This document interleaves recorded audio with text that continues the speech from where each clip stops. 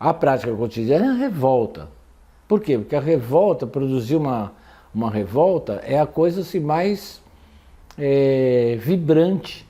Por quê? É a hora que eu digo assim, eu vou ter que arriscar. E eu não vou arriscar, assim, minha conta, meu sapato, eu vou arriscar minha vida.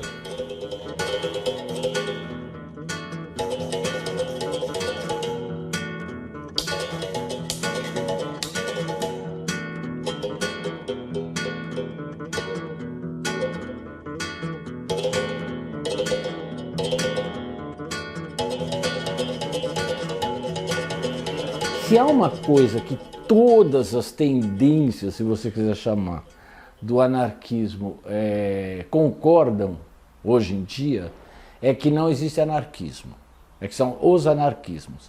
Isso vai desde os mais, vamos dizer assim, os mais formais, que separam em individualistas e coletivistas, não é? Até os mais doidos que botam aí, e aí talvez seja um grande problema. Não é? O anarquismo isso, o anarquismo aquilo, que parece assim, anarquismo ser um espelhamento de direitos de minorias da sociedade de controle contemporânea. Então tem anarquismo X, Y, não vou ficar dando nome aos bois, porque não interessa, todo mundo sabe muito bem o que são direitos de minorias hoje em dia, quem são os portadores desses direitos e como muita gente faz uso do anarquismo para se estabelecer nessa zona. Não é? Principalmente na universidade. Então, isso tudo levou a um desgaste tamanho do socialismo autoritário, não é? No Brasil, no âmbito das ideias, não é? E no âmbito das práticas também, é que os comunistas foram ficando a ver navios ou viraram burocratas juramentados, petistas, coisas que o valem, não é? Assim, sociais-democratas de ocasião. De ocasião, de direito, aí defende Estado de Direito, isso são umas coisas que você já fala assim, bom, enlouqueceram não, estão arranjando um lugar para sentar o traseiro. É isso que aconteceu. Então muita gente se perdeu aí, não é? Se está certo, o Christian Verret está sempre certo quando ele diz assim, não, quem passou pelo anarquismo faz da sua vida uma coisa mais interessante. Olha, tem os que fazem, mas tem os que usam isso como um trampolim acadêmico, de emprego, de política, hoje em dia de um monte de coisas. Foi-se o tempo em que era nítido ver quem era quem e quais as suas perspectivas. Hoje as pessoas não têm perspectivas. Não têm perspectivas. Ela põe óculos, tira óculos, senta com quem quer que seja, etc.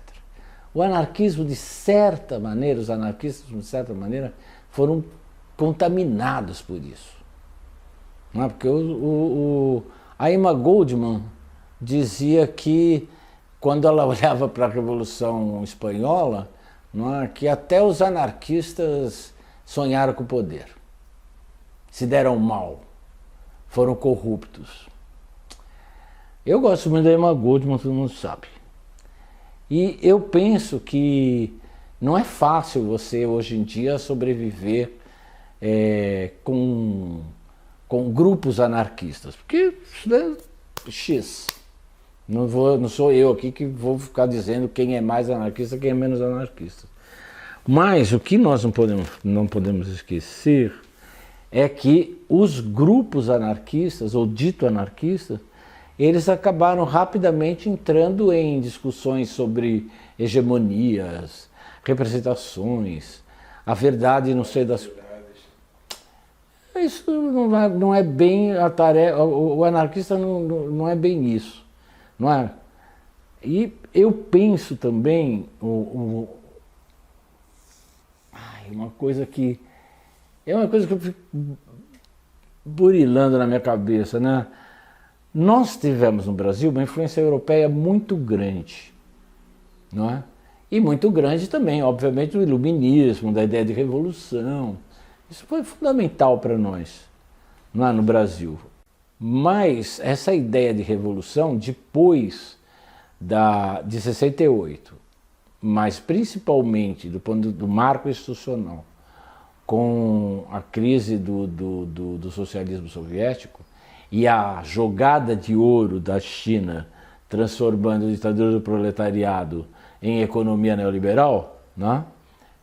Depois disso, me parece que nós fomos consumidos de vez pela orientação democrática. Então todo mundo virou democrata, né?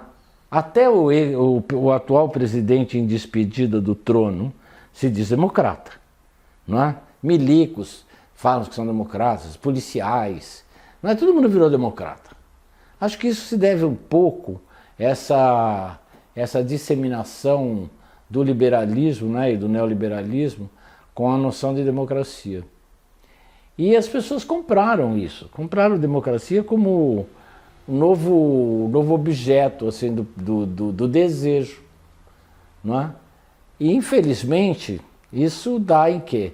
Em autodestruição do que o sujeito que gosta de liberdade, que quer fazer liberdade, quer praticar liberdade, etc., acaba o quê?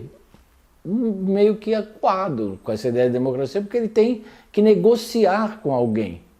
A democracia contemporânea, representativa, participativa, o que você queira chamar, ela exige negociar, não é? E os americanos são exímios nisso. Eles sempre estiveram junto com os franceses, né, num arranca-rabo desgraçado com quem mandava no mundo. Se era o iluminismo à francesa ou se era a versão deles do liberalismo europeu, né? Então eu acho que nós estamos assim, contaminados por essa ideia de democracia.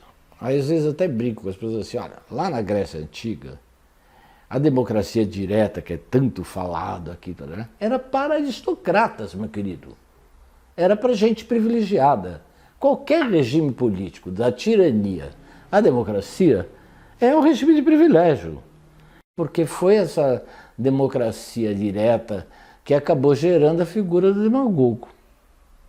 Não é? O centro dela, fica todo mundo falando, o populismo hoje em dia, um monte de bobinhos, não é? Porque a ideia desse populista de hoje em dia é o demagogo da Grécia, da democracia direta. Então a questão, o grande tema nosso é a democracia, não é? Porque é completamente absurdo ver os anarquistas falando de democracia.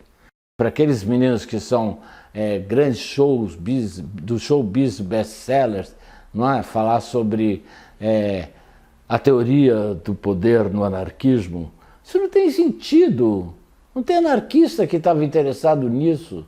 Anarquista faz análise das práticas imediatas, ponto. Você lê, é por isso que é muito bom ler os anarquistas chamados históricos, não é? Porque eles não são chatos, como os seus papagaios de pirata de hoje em dia, papagaio de corsário, né?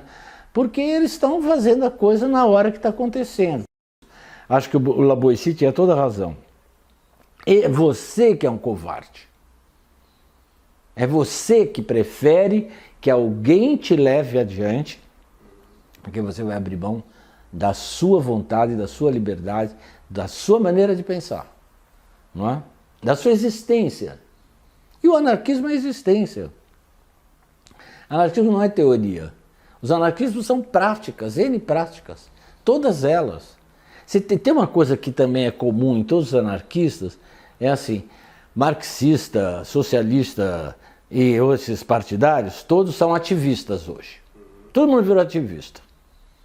Anarquista não fala que é ativista. Pode parecer velho, falar que é militante, mas não sabe discernir muito bem que ativista é o sujeito que quer melhorar as condições de vida que existem e que é a conduta mais esperada pela racionalidade neoliberal. Essa é a prática liberal. A prática liberal. Não é? Então, os anarquistas podem brigar entre si, discutir, dizer que um é mais, outro é menos, outros que não querem nem saber dessa briga como eu, tá certo? Mas o que importa é que ninguém se vê como ativista. Isso é fundamental. Sabe, tem alguma coisa nos anarquistas que não se perde. Pode falar, o fulano tá... isso aí é coisa antiga, é velho, não sai do lugar, continua pensando com a cabeça do século XIX. Não é? Ou, esses outros são todos pós-modernos, são exibidos, estão sempre misturados com o fio contemporâneo, o trolló todo. Não interessa. O que interessa é que os anarquistas não são adeptos do pensamento desinteressado platônico, dessa filosofia boçal. Não é? Tem interesse, sim. E o interesse é o fim da desigualdade. O interesse é a liberdade. O interesse é acabar com a dominação. Então você vai acabar com isso onde você vive. Aqui, nesse local, nessa relação. Não é? Como a gente pode destruir essas autoridades. Como o fora, né, como diz o filósofo, o fora é que joga tudo em cima de você. Mas é você que pega esse fora e diz assim, eu não faço parte dessa continuidade. Eu sou a descontinuidade. Não é? Eu sou contra o que nós somos, entendeu? Não quero saber disso. Então, acho que o anarquismo, para fechar essa coisa que a gente começou a falar, que esse anarquismo que voltou a balançar aqui no Brasil dos anos 70 em diante, apresentaram possibilidades N para todos os grupos se associarem, não é? Apareceu também condições para serem capturados, apareceu também condições para aqueles que são loucos para serem pegos, não é? Falando assim, não, ninguém está me comendo, o mundo inteiro já te comeu, não é? E está tudo de boa. E tem essa coisa de querer também fazer alguma coisa hoje, não é? Agora, e onde eu trabalho, não é? Não vou fazer nada na minha vida se eu não estiver trabalhando num lugar. É lá que eu quero arranjar uma confusão. É lá que eu quero arranjar um jeito diferente de fazer. Um jeito libertário. Essa questão que eu estava colocando anteriormente, da revolução, que vem da tradição do iluminismo, essa grande revolução, que grande parte dos anarquistas também abraçou isso, né? A grande revolução. Abraça também. Tá tudo aí, tá no pacotão, pronto. Isso é o que move, não é? Só que também os anarquistas não foram só isso, e não podem ser reduzidos a isso, não é? Porque os anarquistas são a revolta, antes de mais nada, não é? Você pode não gostar da propaganda pelo fato, não é? Você pode não gostar dos anarcoterroristas do século XIX, não é? Mas eles faziam umas coisas que eram para dizer assim, quando ninguém permitia que o anarquismo aparecesse, não é? E foram eles que apareceram para dizer assim, esse espaço público está privatizado, o rei é o soberano mesmo, é ele que manda, todos são devotos, não é? Então ele teve um papel ultra significativo, essas atitudes, digamos assim. Mas o anarquismo não é o terrorismo. O anarcoterrorismo foi um momento de massacre, né, dos anarquistas, principalmente na França, no século passado. O anarcoterrorismo não é uma prática cotidiana. A prática cotidiana é a revolta. Por quê? Porque a revolta, produzir uma revolta, é a coisa assim, mais vibrante. Por quê? É a hora que eu digo assim, eu vou ter que arriscar. E eu não vou arriscar, assim, minha conta, meu sapato, eu vou arriscar minha vida. A revolta tem isso, não é? Ela é uma coisa que mexe com você num âmbito que não é assim, do combate físico só. Não se trata de um combate físico só. Se trata de um combate de palavras também, de um combate no silêncio, de um combate que não cessa e que aparece sob diversas configurações. As pessoas têm um péssimo hábito, não os anarquistas, obviamente, de confundir o combate com guerra, né? E confundir guerra com belicosidade contínua. Não, quando se fala em guerra permanente, se fala nesse confronto que não para, nessa revolta que não para. Nisso que acontece até quando está todo mundo em silêncio. Não é? Por quê? Porque a revolta é o que move. E o que nos move? Essa que é a questão. O que te move? Não é? Não vou ficar eu aqui dizendo, o que move é bobo, mas eu pergunto, o que te move? Não é? Para onde você mexe, você vira? Para quem você dá as costas com tranquilidade? Para quem você nunca dá as costas? Não é? Você sabe discernir entre o traidor e o trapaceiro? Não é? Você sabe discernir entre o amigo e o bajulador? Questões um pouco antigas, eu diria, né? Não são nada novas, mas são as questões que movem para a revolta. Não é? Quem está junto.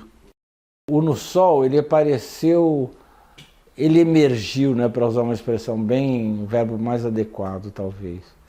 Ele emergiu depois de uma série de práticas, de uma série de experimentações, incluindo aí, obviamente, os outros 500, que foi um grande encontro de um monte de gente da América do Sul, da Europa, etc., aqui no Brasil, no Tuca, graças ao Centro de Cultura Social, graças graças aqui não é no sentido de dar graça porra nenhuma, hein? Mas pelo esforço, eu detesto a palavra esforço, que parece que alguém tá cagando, né?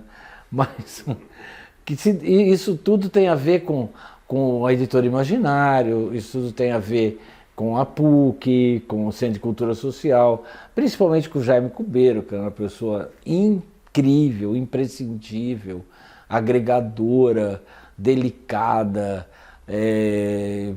o grande praticante da ajuda mútua, tudo. Ele era uma pessoa delicadíssima, importante, imperdível, solidária, etc, etc. Bom, já falei tudo que eu acho do Jaime, não tem nenhuma relação de heroísmo nisso, nem de ídolo, mas como uma pessoa simples pode ser fundamental.